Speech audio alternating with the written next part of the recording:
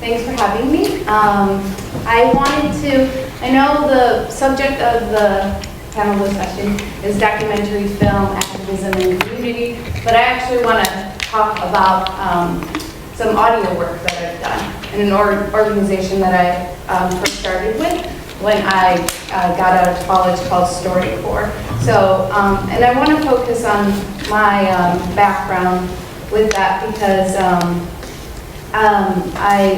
I wanted to explore this topic because I received a lot of my training on how to create media through StoryCorps, which is a national oral history project that believes everybody has a story and everybody has and they try to provide an opportunity to record, share, and preserve the stories of people's lives.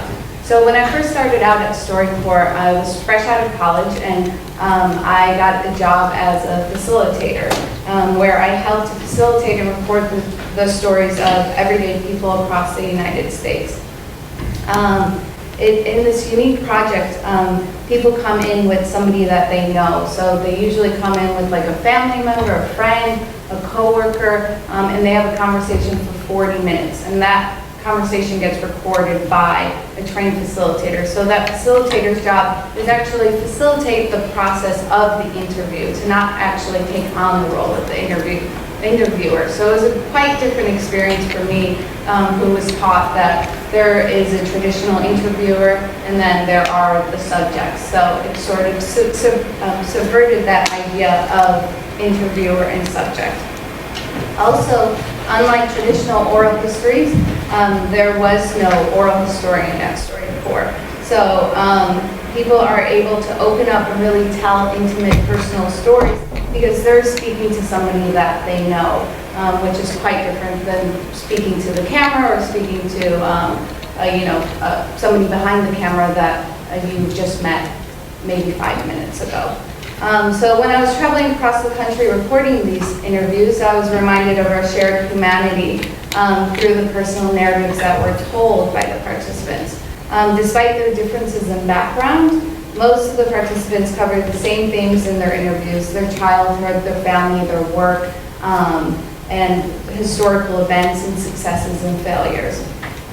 So I want to play a clip for you of a StoryCorps interview to give you an idea of what kind of space is created when you give people the opportunity to sort of tell their own story and facilitate in that process. The piece that I'm going to play for you was actually aired today.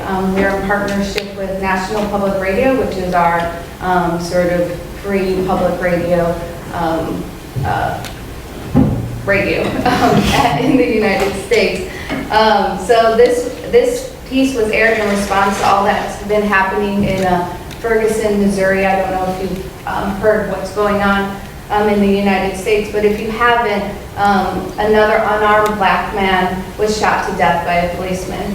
His name was Michael Brown, and he was 18 years old. Occurrences like these happen often in America, and the interview that you'll hear depicts another account of police brutality against a young man.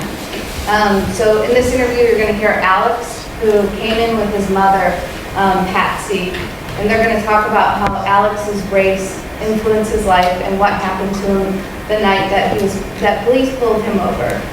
Just to give you a bit of background, Alex is African American, and he was adopted by white parents, and he grew up in a largely white middle-class suburb of Denver. So that interview was actually recorded in May 2014. It was part of the StoryCorps archive. And what you heard was just a portion of the interview. It's actually a 40-minute interview, and the interview is excerpted and played on National Public Radio. So it's just about a 3-minute piece. But what happens is the full 40-minute interview gets archived at the American Folklife Center at the Library of Congress. And StoryCorps has collected over 50,000 interviews. So when you think about the scope of such a large national oral history project and how history is being told from the bottom up rather from the top down, it really makes an impact. And Alex's story is a living record of injustices black men face in America. And the archive is accessible to the public and can be used by whoever wants to, like researchers, linguists, sociologists, anyone who's interested in people's stories. So not only do participants have the opportunity to keep, to have their interview archived at the Library of Congress, but they get to keep a recording of their interview. You know, StoryCorps is a public service, and their aim is to share the experience of storytelling with participants. So they want to remind people that everyone's story matters, and they want to pass on that oral tradition. And we as activists should also strive to break the mold of media being held in the hands of media makers. And by doing so, we can essentially create community through the act of sharing media. And that is StoryCorps' model, is to create community through active participation. So when StoryCorps travels to different communities, they partner with public radio stations, they partner with NGOs, they partner with community organizations, and they try to get everybody to participate so they have a diverse and rich archive. And so they could have everybody experience the space of telling their story in their own way. And what happens in every town or any city that I've been to, people gather and they have what we call these listening parties. And at those listening parties, they share their recording, share their experience, and really go beyond the CD itself. So I still occasionally work for StoryCorps. That was my job right out of college, and I still am with them after about 7 or 8 years, because I do believe in the mission. Now my focus has turned to video and filmmaking, and I work mainly as a video editor, and I shoot and edit my own short docs. But I take away from the StoryCorps model in my own work. So it's a starting point for me on how to produce media in what we've been calling today in an activist manner.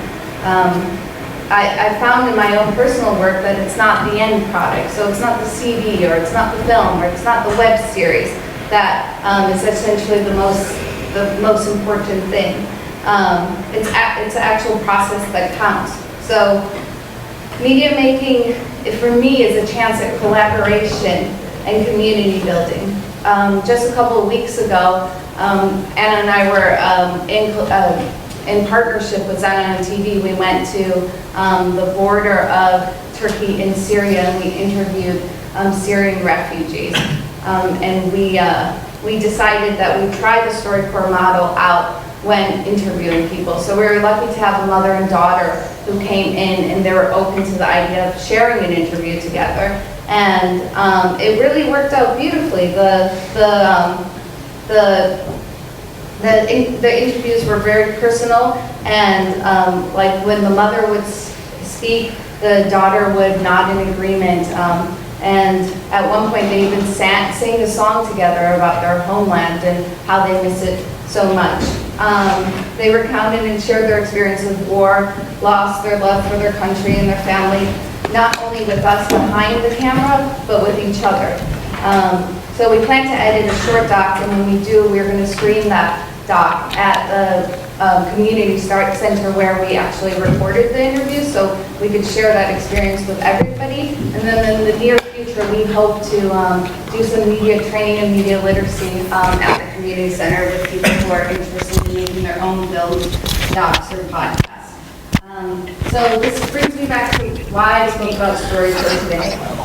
The act of telling your own story in your own way is a powerful experience that should be emphasized more in media training and film in general.